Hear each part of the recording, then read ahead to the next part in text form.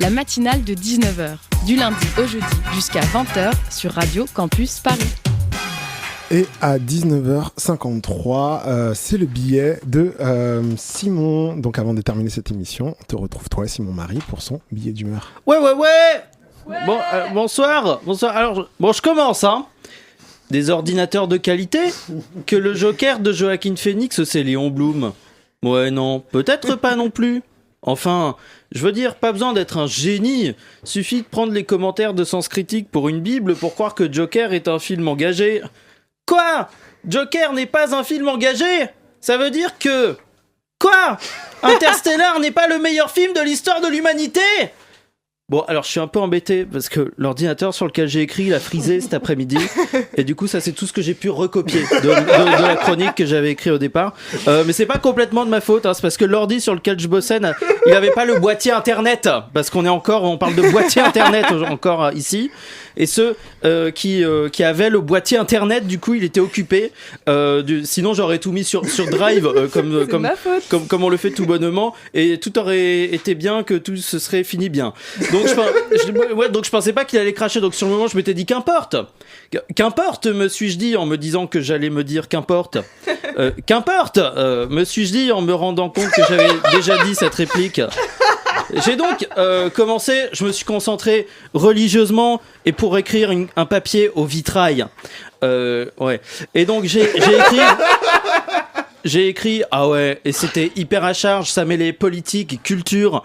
Je dénonçais les sévices de Netanyahou sur le peuple palestinien et de plus en plus sur les peuples voisins, tout en rendant hommage à Michel Blanc des Bronzés. Mais surtout, comment tu passes d'une dénonciation de Netanyahou à Interstellar? Parce que Interstellar, c'est de la merde. Interstellar, c'est de la merde. Interstellar, c'est à 2001, l'Odyssée de l'espace, ce que le gouvernement de Netanyahou est à la solution à 2 États. C'est nul à chier, voilà. Lady Gaga. Oui, parce que j'avais noté ça dans le texte aussi.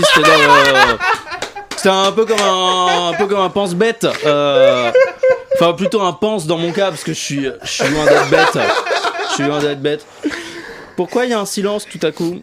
Ah oui, et donc oui, Lady Gaga. Alors attention, les gens qui du fond qui suivent pas, Lady Gaga, ça n'a rien à voir avec le Gaga qui est le patois de Saint-Étienne. Oh, beau saigne.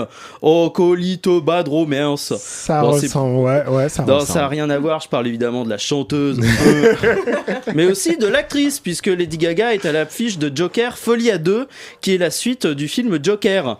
Bah oui, pourquoi rater un film une fois quand on peut rater un film 2 fois?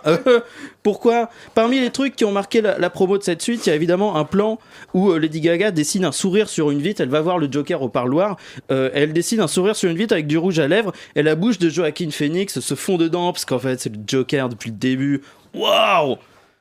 Et du coup, l'histoire ne s'arrête pas à ce plan, puisque la séquence a été reproduite au musée du Louvre, puisqu'à des fins promotionnelles, Lady Gaga a décidé le même sourire en rouge à lèvres sur une vitre pour faire sourire la Joconde qui est juste derrière.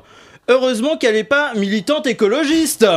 Fortunately, she's not a climate activist. Non, je traduis parce que je pense qu'elle comprend pas le français, à part la Tour Eiffel, le Stade de France. Elle a chanté en français. À part la Tour Eiffel, le Stade de France et les playbacks mal chorégraphiés en cérémonie d'ouverture des JO, elle doit pas savoir grand-chose de chez nous, hein, donc je traduis, on sait jamais. Non, heureusement qu'elle est pas activiste, parce que quand c'est des écolos qui balancent de la peinture sur des vitres qui protègent une œuvre d'art, pour symboliser le fait que perdre un tableau c'est rien par rapport au fait de perdre les conditions de vivre de l'humanité sur Terre, alors là c'est peine de prison à vie. La dernière fois qu'on a vandalisé des œuvres d'art, c'est sous le régime nazi. En revanche, c'est pour toi, Inès. En revanche, pour vandaliser un tableau, pour faire la promo d'une suite de films aussi nécessaire que celle des petits mouchoirs, alors là, vraiment pas de problème. C'est du génie. C'est vraiment de l'art au-dessus de l'art. C'est un peu comme un sandwich, c'est du pain sur du pain, quoi. C'est vraiment et le tout pour faire écho à un film engagé ouais, certainement les mêmes gens qui trouvent que Quotidien c'est de gauche. Bon, pour conclure, j'aurais aimé trouver une punchline en temps et en heure, mais il aurait fallu que je travaille sur un ordinateur de qualité. Merci à toi, Simon, pour cette chronique qui d'ailleurs marque la fin de cette matinale qui aura été complètement exceptionnelle du début.